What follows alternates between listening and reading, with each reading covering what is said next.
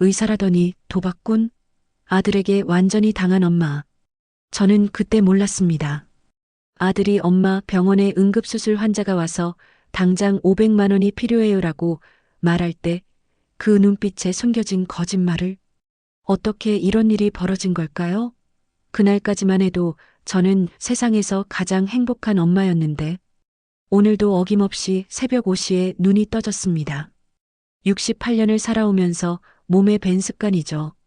찬 마루를 맨발로 걸어 부엌으로 향하면서 오늘도 하루가 시작된다는 생각에 마음이 가벼워집니다.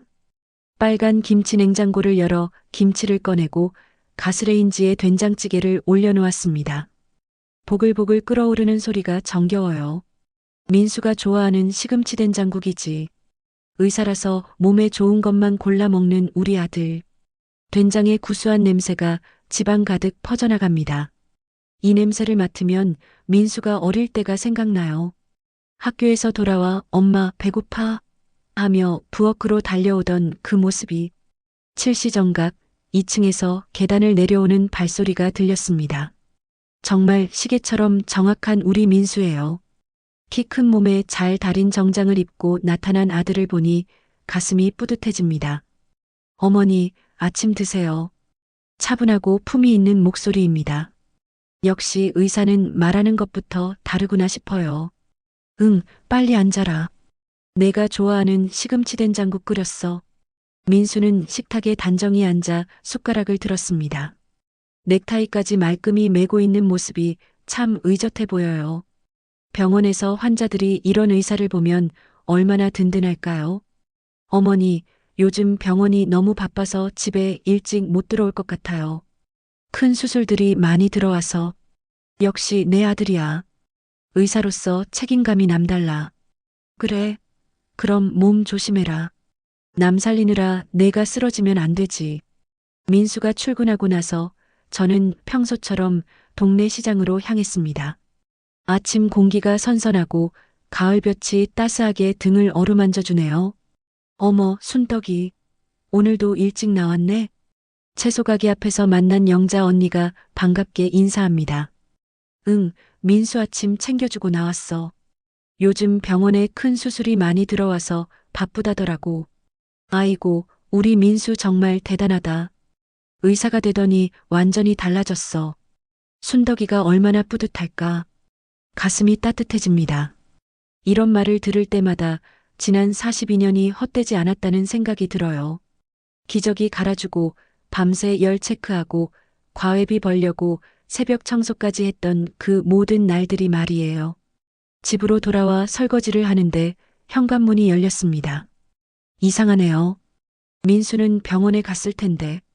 어머니, 민수의 목소리였습니다. 그런데 뭔가 평소와 달랐어요. 조금 급하고 불안해 보이는 톤이었거든요. 민수야, 왜 벌써 들어왔어? 병원은? 민수는 거실 소파에 앉더니 이마를 손으로 짚었습니다. 무슨 일이 있나 싶어 가슴이 두근거리기 시작했어요. 어머니, 병원에 응급수술 환자가 들어왔는데 수술비가 급하게 필요해요. 수술비? 그런 건 병원에서 처리하는 거 아니야? 특수한 경우예요. 환자가 보험이 안 되는 상황이고 제가 먼저 대신 내고 나중에 받는 형태거든요. 그런데 금액이 좀 커서 민수의 눈빛이 어딘가 흔들리는 것 같았습니다. 하지만 환자의 생명이 걸린 일이라니 의사인 아들이 고민하는 게 당연하겠지요. 얼마나 필요한데? 500만 원이요. 500만 원. 적지 않은 돈이었습니다. 하지만 생명을 구하는 일인데 돈이 문제겠어요? 저희가 가진 건 많지 않지만 아들이 환자를 살리는 일에 도움이 된다면 기꺼이 내어드려야죠. 알겠다. 통장에서 뽑아줄게. 정말요? 어머니, 감사해요. 빨리 병원으로 가야 해서. 민수가 안도의 표정을 지었습니다. 역시 환자 생각에 마음이 급했나 봐요. 은행에서 500만 원을 뽑아 민수에게 전해주는 순간 제 마음도 뿌듯했습니다. 비록 제가 직접 환자를 치료할 수는 없지만 이렇게라도 생명을 구하는 일에 보탬이 되다니. 어머니, 정말 고맙습니다. 병원 가서 바로 처리하고 올게요. 민수가 서둘러 나가는 뒷모습을 보면서 문득 이상한 느낌이 들었습니다. 뭔지 모르겠지만 뭔가 평소와 다른 느낌이었어요. 그냥 내가 예민한 건가? 하지만 그런 생각은 금세 떨쳐냈습니다. 의사인 아들이 환자를 살리러 간 걸 의심하다니 제가 너무 신경질적인 것 같았거든요. 저녁이 되어도 민수는 들어오지 않았습니다. 수술이 길어지나 봐요. 혼자 저녁을 먹으면서도 마음 한켠이 불안했지만 환자가 무사히 수술을 마쳤기를 기도했습니다. 그런데 그때는 몰랐어요. 이 하루가 제 인생을 송두리째 바꿔놓을 거라는 걸. 며칠이 지났는데도 민수에게서 그 수술에 대한 이야기를 들을 수 없었습니다. 평소 같으면 환자를 살렸다며 뿌듯해하는 얘기를 꼭 들려줬는데 말이에요. 혹시 수술이 잘못됐나? 아니면 너무 힘들어서 말하기 싫은 건가? 그런 생각을 하던 차에 며느리 수진이가 이상하게 행동하기 시작했습니다. 어머니, 안녕하세요. 수진이가 평소보다 얼굴이 어두워 보였어요. 원래도 밝은 성격은 아니었지만 요즘 따라 더 조심스럽고 뭔가 숨기는 듯한 분위기였거든요. 수진아. 들어와. 차 한잔 할래? 아니에요. 잠깐만 들렀다 갈게요. 수진이는 거실에 앉아서도 자꾸 핸드폰을 확인했습니다. 누군가 연락이 올까봐 걱정하는 것 같았어요. 민수는 요즘 어때? 병원 일이 많이 바쁘다던데. 그 순간 수진이의 얼굴이 굳었습니다. 눈동자가 당황스럽게 흔들리더니 억지로 미소를 지었어요. 아, 네, 바빠요. 정말 바빠서. 이상하다. 왜 이렇게 어색하지? 그런데 지난번에 응급수술 환자 있었잖아. 그 환자는 어떻게 됐어? 수진이가 완전히 얼어붙었습니다. 마치 예상하지 못한 질문을 받은 것처럼 당황하더니 물컵을 들던 손이 미세하게 떨렸어요. 아, 그거요? 그게, 수술 잘 됐다는 얘기도 없고 해서 민수가 워낙 바빠 보여서 물어보기도 그렇고, 아, 네, 잘 됐어요. 환자가 무사히. 그랬어요. 수진이의 대답이 너무 부자연스러웠습니다.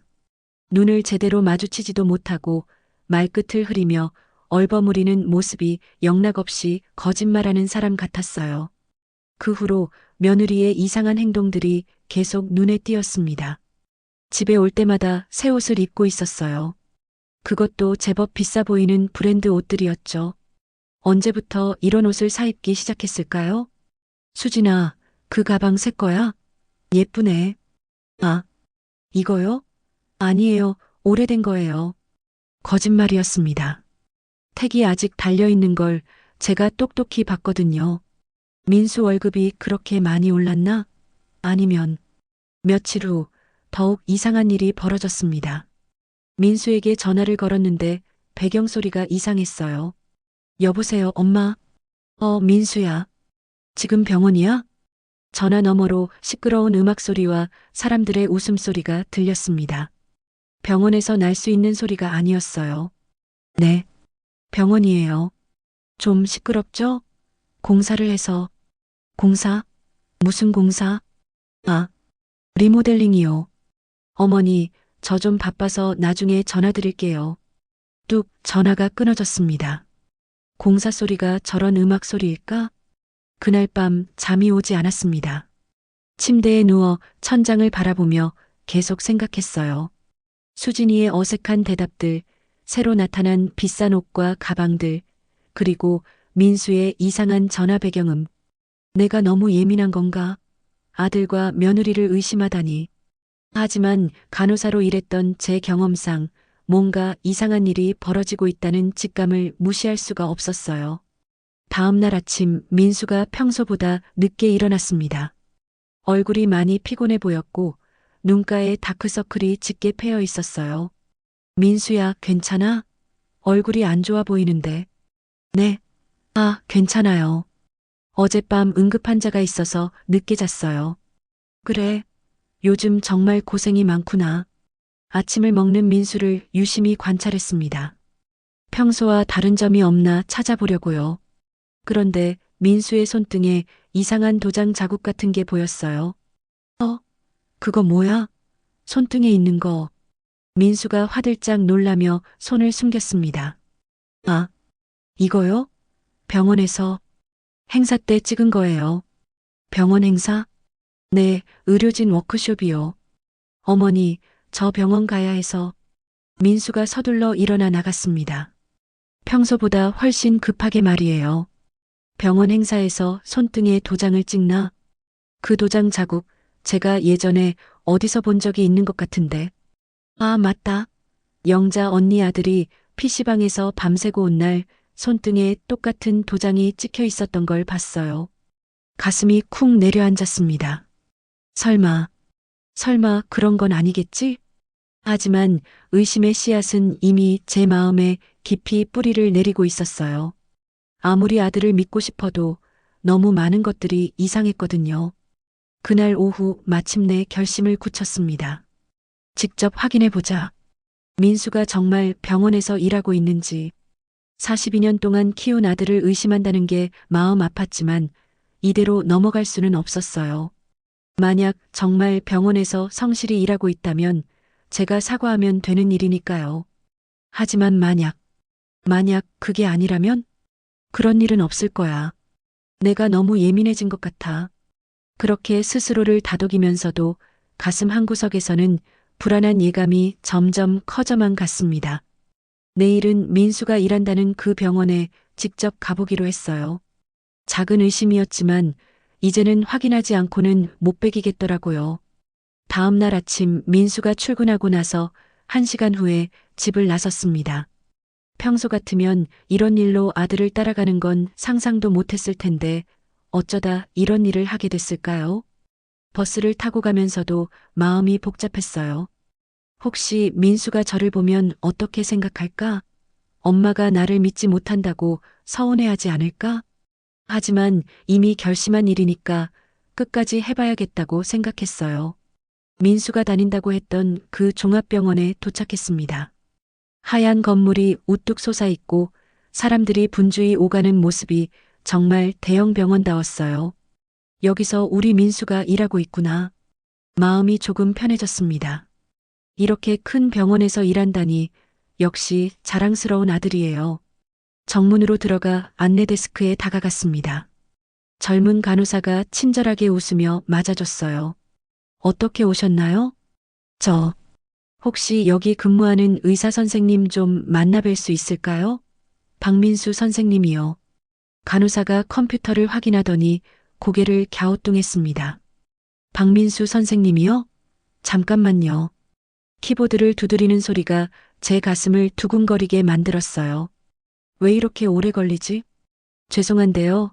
저희 병원에는 박민수라는 의사 선생님이 안 계신 것 같은데요. 네, 그럴 리가요. 분명히 여기서 일한다고. 혹시 다른 병원과 혼동하신 건 아닐까요? 아니면 박민수가 아니라 다른 이름이신가요? 머리가 하얘졌습니다. 이게 무슨 일이지? 민수가 분명히 이 병원에서 일한다고 했는데. 그럼 혹시 예전에 일했던 적은 있나요? 몇 년 전에라도. 간호사가 좀 더 자세히 찾아봤지만 결과는 마찬가지였어요. 죄송해요. 저희 병원 의료진 명단에는 그런 분이 없으세요. 다리에 힘이 빠져서 로비 의자에 주저앉았습니다. 이게 무슨 일이야? 민수가 여기서 일하지 않는다고?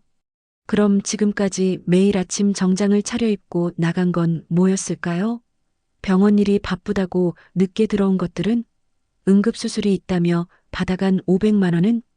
가슴이 답답해서 숨을 제대로 쉴 수가 없었어요. 42년 동안 믿어왔던 아들이 제게 거짓말을 하고 있었다는 생각이 믿어지지 않았거든요. 아니야, 분명 다른 병원일 거야. 내가 잘못 기억한 거야. 마지막 희망을 붙잡고 집 근처 다른 병원들도 전화해 봤습니다. 하지만 결과는 마찬가지였어요. 어느 병원에도 박민수라는 의사는 없었습니다. 집으로 돌아오는 길이 이렇게 길게 느껴진 적이 없었어요. 평소 같으면 20분이면 충분한 거리였는데 마치 몇 시간을 걸어온 것 같았거든요. 현관문을 열고 들어서니 너무 조용했습니다. 평소 같으면 정겨운 우리 집이었는데 오늘은 왜 이렇게 을씨년스럽게 느껴지는 걸까요? 소파에 털썩 앉아서 생각해 봤어요. 그럼 민수는 지금까지 뭘 하며 지낸 거지? 10년 넘게 의사라고 했는데 머리가 어지러웠습니다. 믿고 싶지 않았지만 이제는 인정할 수밖에 없었어요. 민수가 저에게 거짓말을 하고 있다는 사실을. 그런데 더 충격적인 건 이게 어제 오늘 일이 아니라는 거였어요. 수년 동안, 아니 어쩌면 10년 넘게 계속되어 온 거짓말일지도 모른다는 생각이 들었거든요. 그럼 지금까지 내가 동네 사람들에게 자랑했던 의사 아들 이야기는 뭐였지? 부끄러움과 분노가 동시에 밀려왔습니다. 민수 때문에 망신을 당한 것도 억울했지만 무엇보다 42년 동안 믿고 사랑했던 아들에게 이렇게 속았다는 사실이 견딜 수 없었어요. 저녁 시간이 되어서 민수가 들어왔습니다. 평소처럼 정장 차림이었고 평소처럼 어머니 다녀왔습니다라고 인사했어요. 하지만 이제는 그 모든 게 거짓말로 보였습니다. 민수야, 앉아보자. 네. 왜요? 무슨 일 있어요? 민수의 얼굴에 당황스러운 기색이 스쳤습니다. 혹시 뭔가 들켰나 하는 표정이었어요. 너 정말 병원에서 일하고 있는 거야? 그 순간 민수의 얼굴이 창백해졌습니다. 입술이 파르르 떨리더니 한동안 말을 못했어요. 어머니, 그게 무슨... 내가 오늘 병원에 갔다 왔어. 내가 일한다던 그 병원에. 민수가 완전히 얼어붙었습니다. 이제 더 이상 변명할 여지가 없다는 걸 아는 것 같았어요. 거기에는 박민수라는 의사가 없더라. 예전에도 없었고 지금도 없어. 이놈 봐라. 이제 와서 어떻게 변명할 텐가? 민수가 고개를 떨궜습니다. 그리고 한참 후에야 떨리는 목소리로 말했어요. 어머니, 죄송해요. 그 한마디에 지금까지 품고 있던 마지막 희망마저 무너져 내렸습니다. 정말이었구나. 정말로 우리 민수가 저에게 거짓말을 하고 있었구나. 그날 밤은 한잠도 못 잤습니다. 민수는 제대로 된 해명도 하지 않고 자기 방으로 들어가 버렸고 저는 거실에서 밤새 앉아 있었어요. 도대체 뭘 하며 살아온 거야? 10년 넘게 의사 행세를 하면서. 다음 날 아침 민수는 제 얼굴도 제대로 못 보고 집을 나갔습니다. 어디로 가는지도 모르겠어요. 병원이 아닌 건 확실하니까. 정신이 없어서 아침도 못 차리고 멍하니 앉아 있는데 초인종이 울렸습니다. 순덕아, 나야. 영자야. 옆집 영자 언니였습니다. 평소 같으면 반갑게 맞았을 텐데 지금은 누구를 만날 기분도 아니었어요. 왜 이렇게 얼굴이 안 좋아? 아픈 거야? 영자 언니가 제 얼굴을 유심히 살폈습니다. 밤새 울어서 눈이 퉁퉁 부었나 봐요. 아니야. 그냥 좀 피곤해서 그런 얼굴이 나와? 뭔 일 있었지? 영자 언니는 20년 넘게 옆집에 살면서 저를 너무 잘 아는 사람이에요. 제가 숨기려고 해도 다 알아차리더라고요. 정말 괜찮아. 별일 아니야. 야, 박순덕.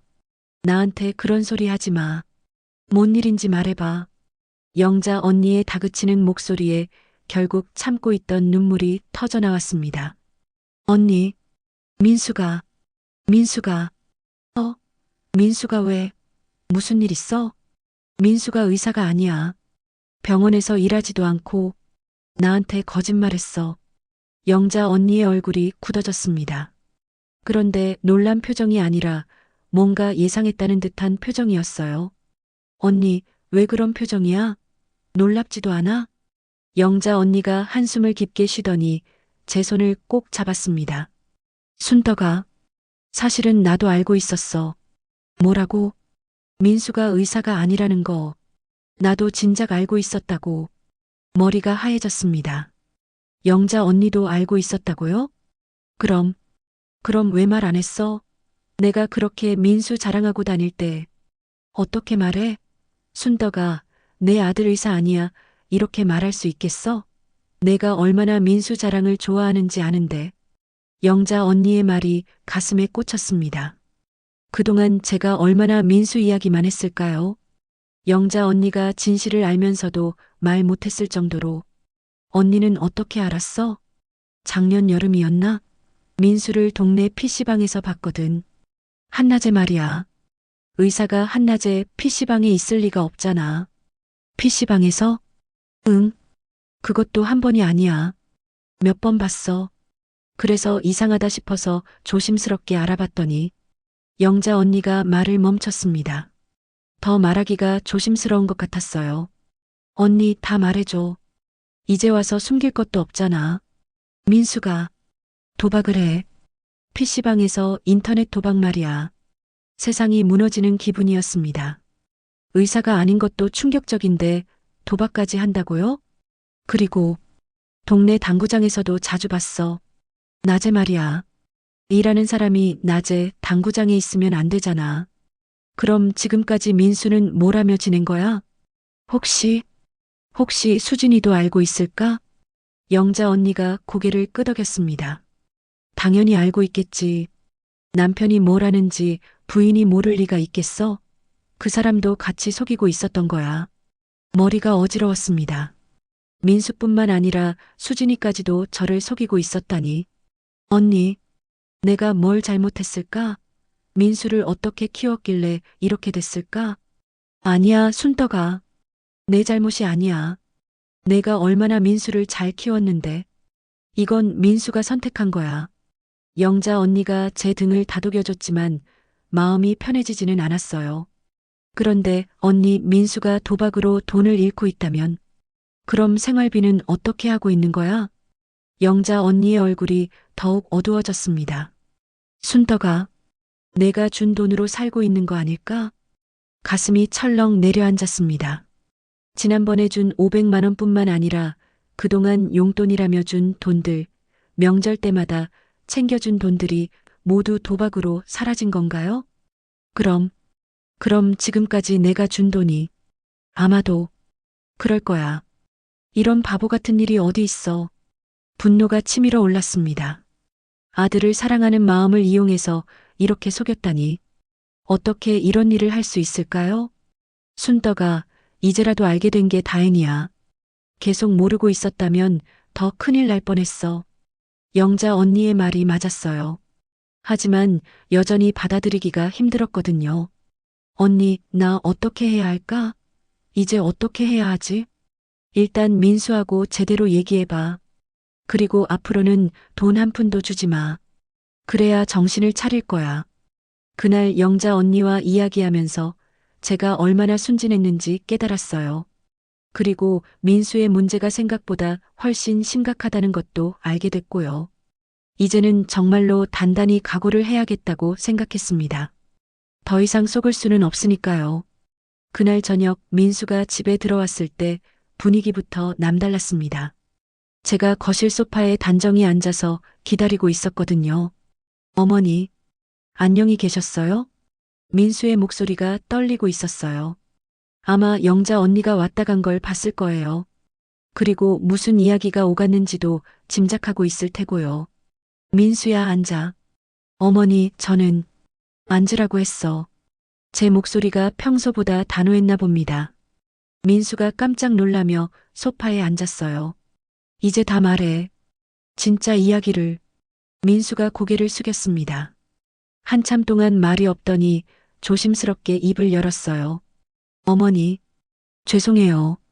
죄송하다고 해서 끝날 일이 아니야. 언제부터였어? 언제부터 나한테 거짓말한 거야? 그게, 대답해. 제 목소리가 커지자 민수가 움찔했습니다. 평생 이렇게 큰 소리로 아들을 꾸짖어 본 적이 없었거든요. 인턴 때부터요. 인턴 때? 그게 언제야? 10년. 10년 전이요. 10년. 무려 10년 동안 저를 속여왔다는 뜻이었어요. 그럼 지금까지 내가 들었던 병원 이야기들이 모두 거짓말이었다는 거야? 그럼 인턴이 끝나고 나서는 뭘 했어? 10년 동안 뭘 하고 산 거야? 민수가 대답하지 않았어요. 말하기 부끄러운 모양이었죠. 말해. 내가 다 알고 있어. 아르바이트. 가끔 아르바이트하고. 가끔 아르바이트로 어떻게 10년을 살아?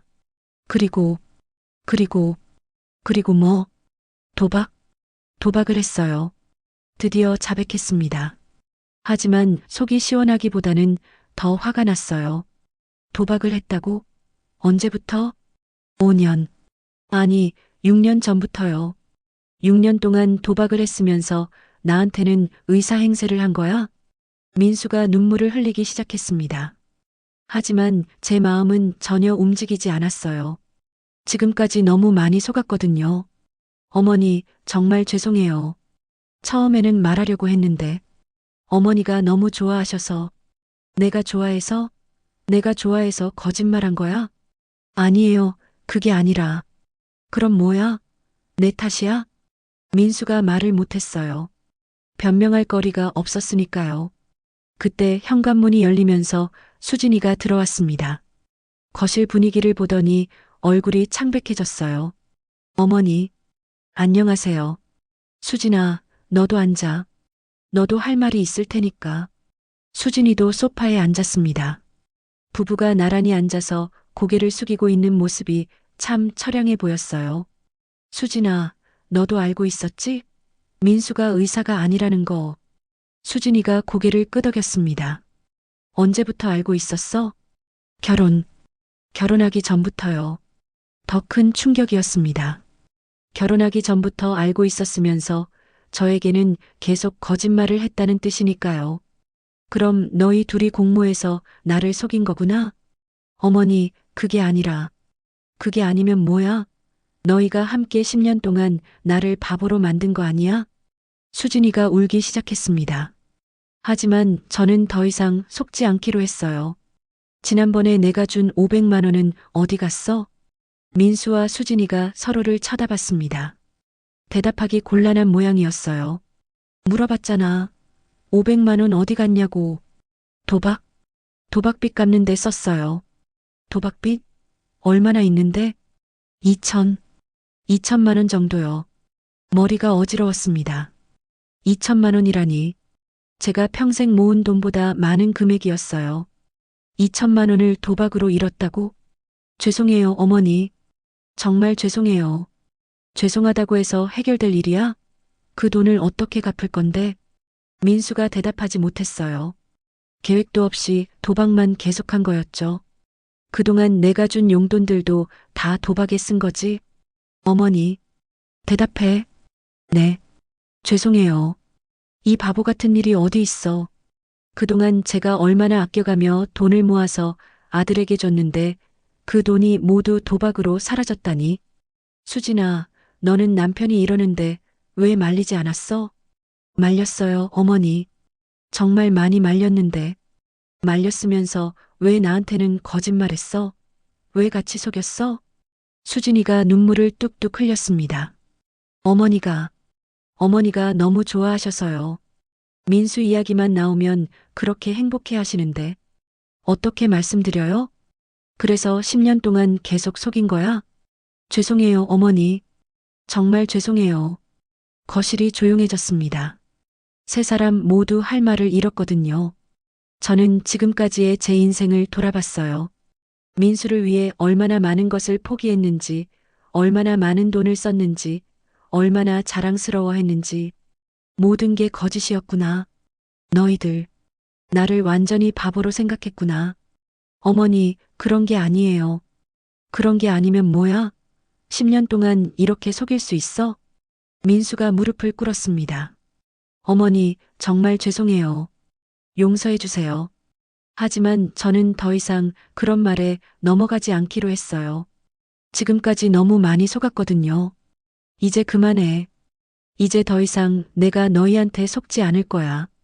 그날 밤 저는 중요한 결심을 했습니다. 더 이상 예전의 순덕이가 아니라는 걸 보여주기로 했어요. 다음 날부터 저는 달라졌습니다. 민수와 수진이에게 차가운 시선을 보냈고 평소처럼 친절하게 대하지도 않았어요. 어머니, 아침 드세요. 민수가 조심스럽게 말했지만 저는 대답하지 않았습니다. 그냥 신문을 보는 척하며 무시했어요. 어머니, 저희가 정말 잘못했어요. 용서해 주세요. 수진이도 매일 사과했지만 저는 들은 척도 하지 않았습니다. 용서? 10년 동안 속인 걸 어떻게 용서해? 며칠이 지나자 민수와 수진이의 태도가 바뀌기 시작했어요. 어머니, 언제까지 이러실 거예요? 민수의 목소리에 짜증이 섞여 있었습니다. 이러기는 뭘 이래? 내가 뭘 어떻게 했다고? 저희한테 말도 안 하시고. 말, 너희가 나한테 한 말이 뭐가 있었는데? 거짓말밖에 더 있어? 어머니, 저희도 사정이 있었잖아요. 수진이가 끼어들었습니다. 그런데 그 말투가 예전과 달랐어요. 더 이상 조심스럽지 않았거든요. 사정? 무슨 사정이 10년 동안 거짓말할 사정이야?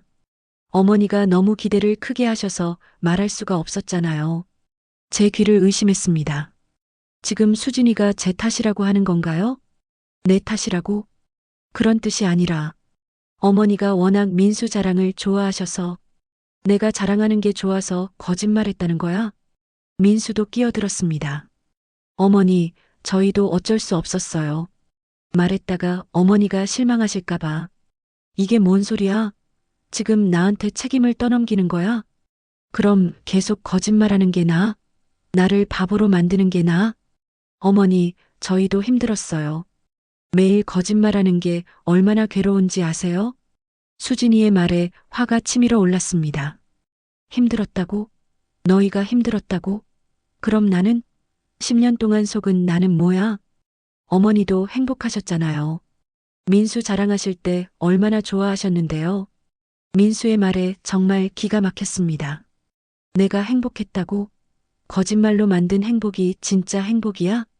어쨌든 그때는 어머니가 좋아하셨잖아요. 이 녀석들이 지금 뭔 소리를 하는 거야? 그날부터 민수와 수진이는 더 이상 사과하지 않았습니다. 오히려 저를 탓하기 시작했어요. 어머니가 너무 완벽한 아들을 원하셔서 저희가 어쩔 수 없었던 거예요. 어머니가 기대치를 너무 높게 잡으시니까 말할 수가 없었던 거잖아요. 사실 어머니도 의심하셨으면서 모른 척 하신 거 아니에요? 들으면 들을수록 화가 났습니다. 자기들이 잘못해놓고 오히려 제 탓이라고 하다니. 내가 이런 취급을 받으려고 42년 동안 키웠나? 일주일 후 더 충격적인 일이 벌어졌습니다. 어머니, 저희 이사 갈게요. 민수가 갑자기 이사 이야기를 꺼냈어요. 이사? 갑자기 왜? 여기 있으면 자꾸 어머니랑 갈등만 생기니까요. 차라리 따로 사는 게 나을 것 같아요. 너희가 잘못해놓고 도망가는 거야?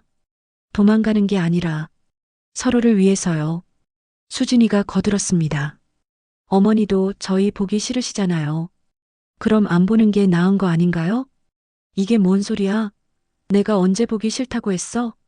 나는 너희가 보기 싫은 게 아니야. 거짓말하는 게 싫은 거지. 그럼 어떻게 하라는 거예요? 이미 벌어진 일인데. 사과하고 정신 차리면 되는 거 아니야? 사과는 매일 했잖아요. 어머니가 안 들어주시는 거지. 민수의 말에 어이가 없었습니다. 사과했다고? 언제? 오히려 내 탓이라고 했잖아. 어머니, 저희도 사람이에요. 계속 이렇게 살 수는 없어요. 사람이라고? 지금까지 나를 뭘로 본 거야? 결국 민수와 수진이는 정말로 이사를 갔습니다. 짐을 싸면서도 한 번도 진심으로 사과하지 않았어요. 어머니, 나중에 연락드릴게요. 언제 한번 놀러 오세요. 형식적인 인사만 남기고 떠났습니다. 집이 텅 비어버렸습니다. 42년 동안 함께 살던 아들이 떠나니 너무 조용하고 쓸쓸했어요. 이게 뭐야? 내가 뭘 잘못했다고 이런 취급을 받는 거야? 혼자 남은 집에서 지난 일들을 돌아봤습니다. 민수를 임신했을 때의 기쁨, 밤새 열 체크하며 간병했던 일들, 학비 벌려고 새벽 청소 일을 했던 시간들, 의사가 됐다며 울며 웃던 그날, 모든 게 헛된 일이었구나. 그동안 제가 얼마나 바보같이 살았는지 깨달았습니다. 아들만 바라보고 살았는데 그 아들은 저를 속이기만 했고 결국 떠나버렸어요. 이제 뭘 하며 살아야 하지? 68년을 살아오면서 이렇게 허망한 기분을 느낀 적이 없었어요. 살아온 의미가 모두 사라진 것 같았거든요. 동네 사람들 얼굴을 볼 때마다 부끄러웠습니다. 그동안 의사 아들 자랑을 얼마나 했는데 이제 어떻게 마주봐야 할까요? 순덕아, 민수는 어떻게 지내? 요즘 민수 보기 힘드네. 바쁜가? 이런 말들을 들을 때마다 얼굴이 화끈거렸어요. 진실을 말할 수도 없고, 거짓말을 계속할 수도 없고, 이 모든 게 다 내 잘못인가? 내가 너무 기대를 크게 한 건가? 자책하며 지내던 어느 날, 영자 언니가 찾아왔습니다. 순떡아, 어떻게 지내? 그냥 그래. 민수는 이사 갔어. 따로 살겠다고. 영자 언니의 얼굴이 굳었습니다. 이사 갔다고? 왜? 사실대로 말했습니다. 민수와 수진이가 어떻게 행동했는지, 결국 어떻게 떠났는지, 이 미친 것들이 자기들이 잘못해놓고 오히려 너한테 화를 내. 영자 언니가 화를 냈지만 제 마음은 편해지지 않았어요. 언니, 내가 뭘 잘못한 걸까? 정말 내가 너무 기대를 크게 한 건가? 야, 박순덕. 정신 차려. 내가 뭘 잘못했어? 자식을 사랑한 게 잘못이야? 하지만이 뭐야? 민수가 잘못한 거지. 내가 뭘 잘못했어? 영자 언니의 말이 맞는 것 같기도 하고 아닌 것 같기도 했어요. 머릿속이 너무 복잡했거든요. 그날 밤 혼자 집에 앉아서 생각했습니다. 정말 내가 잘못한 걸까? 아니면 민수가 잘못한 걸까? 답을 찾을 수가 없었어요. 하지만 한 가지는 확실했습니다. 이대로는 안 된다는 거였어요. 이제 어떻게 살아야 하지? 68년을 살아오면서 처음으로 앞으로 어떻게 살아야 할지 모르겠다는 생각이 들었습니다. 한 달이 지났지만 민수에게서는 연락이 없었습니다. 나중에 연락드린다던 말도 거짓말이었나 봐요. 그날 아침 은행에서 전화가 왔습니다. 고객님, 혹시 대출 신청하신 적 있으세요? 대출이요? 아니요, 저는 대출 신청한 적 없어요. 그런데 고객님 명의로 대출 신청이 들어왔는데요. 보증인이 박민수 씨로 되어 있고 가슴이 철렁 내려앉았습니다. 잠깐만요. 제가 직접 가겠습니다. 서둘러 은행에 갔더니 정말로 제 명의로 2천만 원 대출 신청이 들어와 있었어요. 그런데 서류의 서명이 제 것이 아니었습니다. 이거 위조된 거예요. 제가 서명한 게 아니에요. 그럼 사기 신고를 하셔야겠네요. 은행 직원의 말에 머리가 하얘졌습니다. 민수가 제 이름을 도용해서 대출을 받으려 했다는 뜻이었거든요. 이제 이런 짓까지 하는 거야? 화가 치밀어 올랐습니다. 거짓말하고 속이는 것도 모자라서 이제는 서류까지 위조한다고요? 집으로 돌아와서 더 충격적인 걸 발견했습니다. 제가 보관하던 통장들이 없어진 거예요. 설마. 서둘러 서랍을 뒤져보니 정말로 제 통장 몇 개가 사라져 있었습니다. 언제 가져간 건지도 모르겠어요. 은행에 확인해 보니 더 큰 충격이 기다리고 있었습니다. 고객님, 지난주에 500만 원이 인출됐네요. 제가 인출한 게 아니에요. 그런데 통장과 도장으로 인출하셨는데요. 민수가 제 도장까지 가져가서 돈을 뽑은 거였습니다. 이런 도둑놈 같은 짓을 그날 저녁 참을 수 없어서 민수에게 전화했습니다. 여보세요? 민수야, 나야. 아, 어머니. 안녕하세요. 넌 지금 뭘 하고 있는 거야? 네. 무슨 말씀이세요? 내 명의로 대출 신청하고 내 통장에서 돈 빼간 거 말이야. 전화 너머가 조용해졌습니다. 민수야, 대답해. 어머니. 그게 뭐야? 이제는 도둑질까지 하는 거야? 도둑질이라뇨? 어머니 돈인데. 내 돈이니까 마음대로 가져가도 되는 거야? 내 이름 도용해도 되는 거야? 죄송해요. 정말 급해서. 급하면 도둑질해도 되는 거야? 어머니, 저희가 지금 정말 힘들어요. 빚쟁이들이 매일 찾아와서. 그래서 내 돈을 훔쳐간 거야? 그럼 일을 구해서 벌어. 왜 내 돈을 훔쳐가? 일자리가 없어요. 나이도 많고 경력도 없고. 그런 건 내가 알아서 할 일이야. 내가 평생 책임져야 하는 거야? 민수가 한참 말이 없더니 갑자기 목소리가 바뀌었어요. 어머니, 그럼 어떻게 하라는 거예요? 저희 보고 죽으라는 거예요? 죽으라는 게 아니라 정신 차리라는 거야. 정신 차린다고 해서 빚이 없어져요? 돈이 생겨요? 민수의 말투가 점점 건방져졌습니다. 어머니도 너무 하시는 거 아니에요? 자식이 이렇게 힘든데. 자식이 힘들다고? 누구 때문에 힘든 건데? 힘든 건 내가 만든 거야. 내 탓하지 마. 어머니가 도와주시면 되는 건데 왜 그렇게 매정하세요? 매정하다고? 내가 매정하다고? 정말 기가 막혔습니다. 자기가 저를 속이고 돈을 훔쳐가면서 제가 매정하다고 하다니.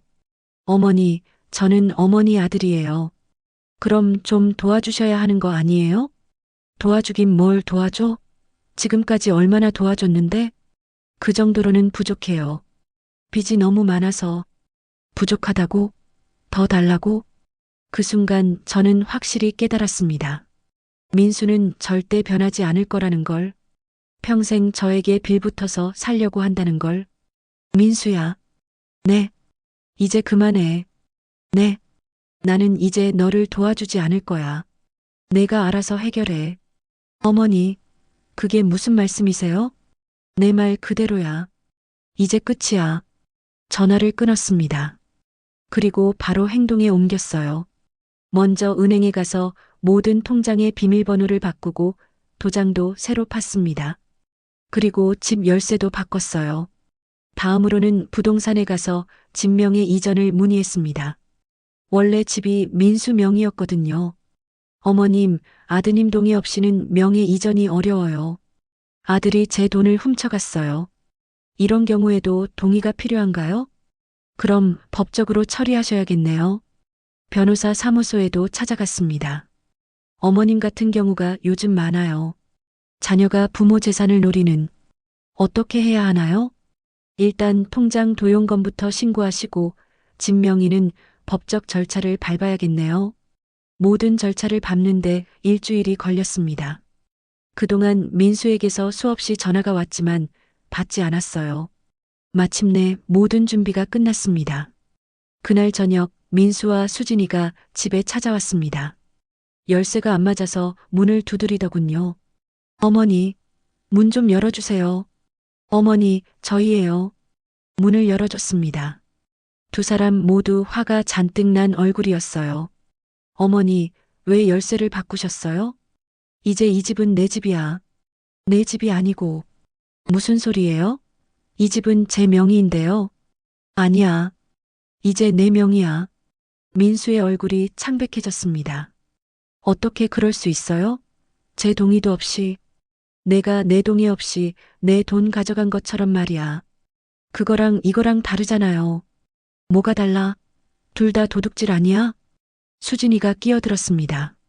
어머니, 저희가 어디 가서 살라는 거예요? 그건 너희가 알아서 할 일이야. 나는 더 이상 책임지지 않을 거야. 어머니, 그리고 내 통장에서 가져간 돈 변호사를 통해서 돌려받을 거야. 민수가 무릎을 꿇었습니다. 어머니, 제발이요. 저희가 정말 잘못했어요. 하지만 저는 더 이상 흔들리지 않았습니다. 이제 늦었어. 기회는 충분히 줬으니까. 어머니, 이제 나가. 그리고 다시는 오지 마. 어머니, 저는 어머니 아들이에요. 아들이면 아들답게 살았어야지. 이제 나는 아들 없이 살 거야. 그날 밤 민수와 수진이를 내보낸 후 혼자 집에 앉아 있었습니다. 이제 정말 끝이구나. 42년 만에 내린 결정이었지만 후회는 없었어요. 오히려 속이 시원했거든요. 이제 나를 위해 살아야지. 1년이 지났습니다. 그동안 많은 일이 있었어요. 민수는 처음에는 계속 찾아와서 용서해달라고 했지만 저는 단호하게 거절했습니다. 어머니, 제가 달라졌어요. 정말로 일자리도 구했고. 그래, 잘 됐네. 그럼 그렇게 계속 살아. 어머니 도움이 필요해요. 필요하면 스스로 해결해. 나는 이제 널 도와주지 않을 거야. 몇 번 더 찾아왔지만 결국 포기한 것 같았어요. 저는 그동안 새로운 삶을 시작했습니다. 먼저 동네 복지관에서 자원봉사를 시작했어요. 저보다 더 어려운 할머니들을 도우면서 제가 얼마나 행복한 사람인지 깨달았거든요. 순떡 선생님, 정말 고마워요. 순떡 선생님 덕분에 힘이 나요. 사람들의 고마워하는 말을 들으니 이전에 민수에게서 받지 못했던 보람을 느낄 수 있었어요. 아, 이런 게 진짜 행복이구나. 그동안 민수 하나만 바라보고 살았는데 세상에는 제가 도울 수 있는 사람들이 이렇게 많았던 거예요. 영자 언니도 자주 놀러 왔습니다. 순덕아, 요즘 얼굴이 많이 밝아졌다. 그래. 응. 예전보다 훨씬 편해 보여. 정말 그랬어요. 민수 걱정 때문에 잠 못 이루던 날들이 사라지니 마음이 한결 가벼워졌거든요. 언니, 내가 그동안 정말 바보같이 살았지? 바보는 아니지. 그냥 너무 착했던 거야. 앞으로는 내를 위해서 살 거야. 그래, 그게 맞아. 어느 날 복지관에서 새로운 사람을 만났습니다. 안녕하세요. 저는 김철수라고 합니다. 70세 정도 되어 보이는 단정한 할아버지였어요. 부인을 잃고 혼자 사신다고 하더군요. 저도 자원봉사하러 왔는데 뭘 도와드릴까요? 아, 반갑습니다. 저는 박순덕이에요. 김철수 할아버지는 정말 친절하고 따뜻한 분이었어요. 자원봉사를 같이 하면서 많은 이야기를 나눴거든요. 순덕 씨도 혼자 사세요? 네, 아들이 있긴 한데 따로 살고 있어요. 그래요? 저희는 자식이 없어서 부인하고 둘이 살았는데 부인이 먼저 가서 김철수 할아버지의 이야기를 들으니 마음이 짠했어요. 하지만 혼자서도 씩씩하게 살아가는 모습이 멋있었거든요. 몇 달 후 김철수 할아버지가 조심스럽게 말씀하셨어요. 순덕 씨, 괜찮으시다면 가끔 같이 식사라도 하면 어떨까요? 식사요? 네. 혼자 먹기가 쓸쓸해서요. 순덕 씨도 그러실 것 같은데. 그럴까? 처음에는 망설였지만 함께 식사하면서 이야기 나누는 시간이 즐거웠어요. 순덕 씨는 정말 요리를 잘하시네요. 과찬이세요. 그냥 오래 해봐서. 저는 라면도 제대로 못 끓여요. 부인이 모든 걸 다 해줘서 김철수 할아버지와 함께 있으면 마음이 편안했어요. 민수처럼 저를 속이거나 이용하려 하지 않고 진심으로 대해주시니까요. 어느 날 김철수 할아버지가 물어보셨어요. 순덕 씨, 아드님하고는 왜 따로 사시는 거예요?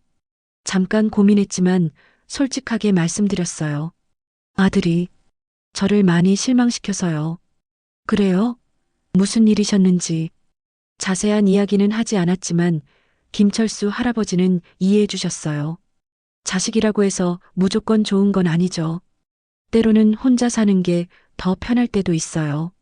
맞아요. 저도 요즘 그런 생각을 해요.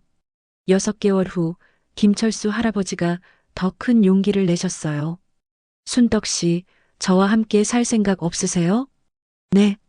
결혼하자는 게 아니라 그냥 동반자로 말이에요. 서로 도우면서 살면 어떨까 해서. 동반자. 생각해보니 나쁘지 않았어요. 혼자 사는 것도 좋지만 믿을 수 있는 사람과 함께라면 더 좋을 것 같았거든요. 시간을 좀 주세요. 생각해 볼게요. 물론이죠. 천천히 생각하세요. 그날 밤 혼자 앉아서 지난 1년을 돌아봤어요. 민수와 결별한 후 처음에는 외롭고 힘들었지만 점점 자유로워졌어요. 누구를 위해 사는 게 아니라 정말 제 자신을 위해 사는 삶이었거든요. 이제 정말 새로운 시작을 해볼까? 그때 현관벨이 울렸습니다. 누구세요? 어머니. 저예요. 민수예요. 1년 만에 듣는 민수의 목소리였어요. 그런데 예전과 달랐습니다. 더 이상 당당하지 않고 조심스럽고 겸손한 톤이었거든요. 문을 열어줬더니 민수가 많이 초라해져 있었어요. 옷차림도 수수했고 얼굴도 많이 야위었고요. 어머니, 안녕하세요. 왜 왔어? 어머니께 정말로 사과드리러 왔어요. 민수가 무릎을 꿇었습니다. 예전과는 완전히 다른 모습이었어요. 어머니, 저 정말 많이 뉘우쳤어요. 이 1년 동안 정말 힘들게 살면서 어머니가 얼마나 소중한 분인지 깨달았어요. 그래서 용서해달라는 게 아니에요. 그냥 정말 죄송하다는 말씀만 드리고 싶었어요. 저는 민수를 바라봤습니다. 정말 많이 변한 것 같았어요. 예전에 건방지고 당당한 모습은 온데간데였고 진심으로 뉘우치는 것 같았거든요. 민수야, 내 어머니, 지금 뭘 하며 지내? 공사 현장에서 막일해요. 하루에 8만 원 정도 받고, 수진이는 식당에서 설거지 일해요. 저희 둘이 벌어서 간신히 원룸 하나 얻어서 살고 있어요. 정말 고생하고 있구나. 빚은 조금씩 갚고 있어요. 아직 많이 남았지만 평생 걸려서라도 다 갚을 거예요. 민수의 목소리에 진심이 담겨 있었어요. 어머니, 저 정말 바보였어요.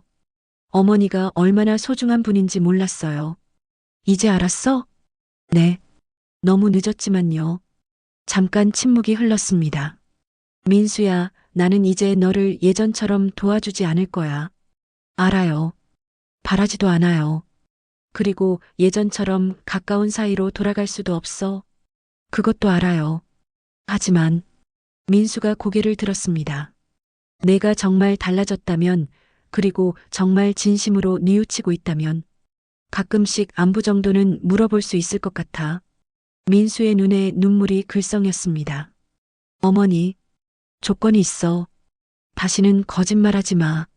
그리고 내 돈은 기대하지도 마. 네, 어머니. 그리고 내가 바쁘면 언제든 먼저 가. 이제는 내 시간이 더 소중하니까.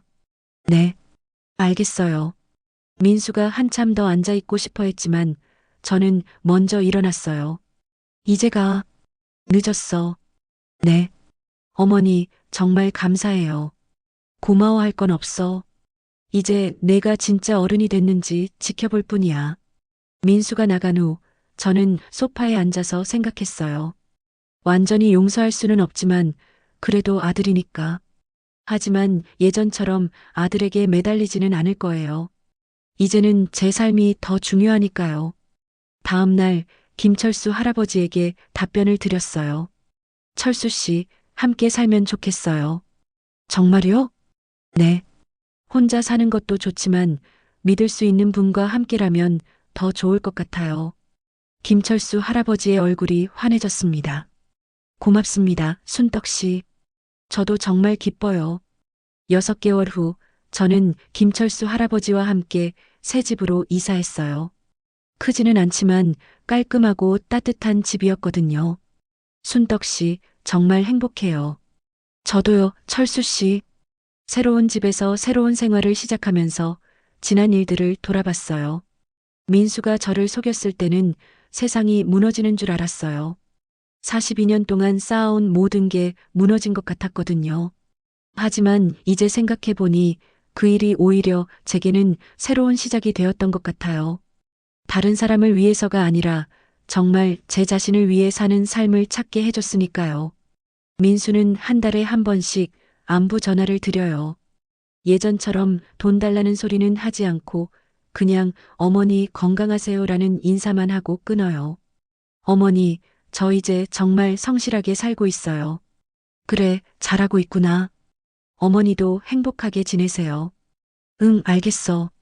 예전 같은 모자 관계는 아니지만 그래도 서로를 걱정하는 마음은 남아있는 것 같아요.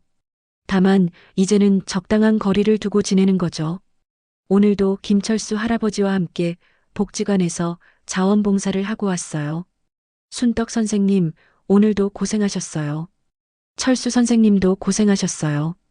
집으로 돌아와서 함께 저녁을 준비하면서 문득 이런 생각이 들었어요. 이게 진짜 행복이구나. 누군가를 위해 희생하거나 눈치 보는 게 아니라 서로를 존중하며 함께하는 살. 거짓말과 배신이 없는 솔직한 관계. 순떡 씨, 뭘 그렇게 생각해요? 아, 그냥 우리가 참 잘 살고 있다는 생각이 들어서요. 맞아요. 저도 그래요. 김철수 할아버지와 함께 저녁을 먹으면서 저는 진심으로 감사한 마음이 들었어요. 아들에게 배신당했을 때는 모든 게 끝났다고 생각했는데 오히려 그때부터 진짜 제 인생이 시작된 것 같았거든요. 68세의 새로운 시작이라니. 나이가 들어서도 얼마든지 새롭게 시작할 수 있다는 걸 깨달았어요. 중요한 건 용기였거든요. 창밖으로 석양이 지고 있었습니다. 아름다운 노을이 하늘을 물들이고 있었어요. 내 인생의 황혼도 이렇게 아름다울 수 있구나. 더 이상 누군가의 거짓말에 속지도 않고 누군가의 눈치를 보며 살지도 않을 거예요. 이제는 정말 제 자신을 위해 그리고 저를 진심으로 아껴주는 사람과 함께 남은 인생을 살아갈 거거든요. 민수가 변했다면 다행이고 안 변했다면 그것도 그의 몫이에요.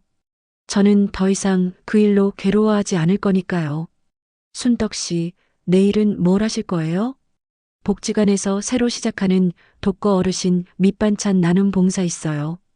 같이 가실래요? 좋죠. 같이 가요. 김철수 할아버지와 함께 내일의 계획을 세우면서 저는 정말 평온한 마음이 들었어요. 이제야 진짜 제 인생을 살고 있다는 느낌이었거든요. 그리고 그것으로 충분했습니다. 이렇게 순떡 어머니의 이야기가 마무리됩니다. 여러분도 순떡 어머니처럼 인생의 어떤 시기에든 새롭게 시작할 용기를 가지시길 바라요. 나이는 숫자일 뿐이고 정말 중요한 건 자신을 사랑하고 존중하는 마음이니까요. 혹시 비슷한 경험이 있으시거나 순떡 어머니에게 응원의 메시지를 전하고 싶으시다면 댓글로 나눠주세요. 여러분의 따뜻한 마음이 또 다른 누군가에게 힘이 될 수 있을 거예요. 순덕 어머니의 새로운 시작을 함께 응원해주세요. 황혼의 사랑 아픔 대신 짜릿한 복수 황로베사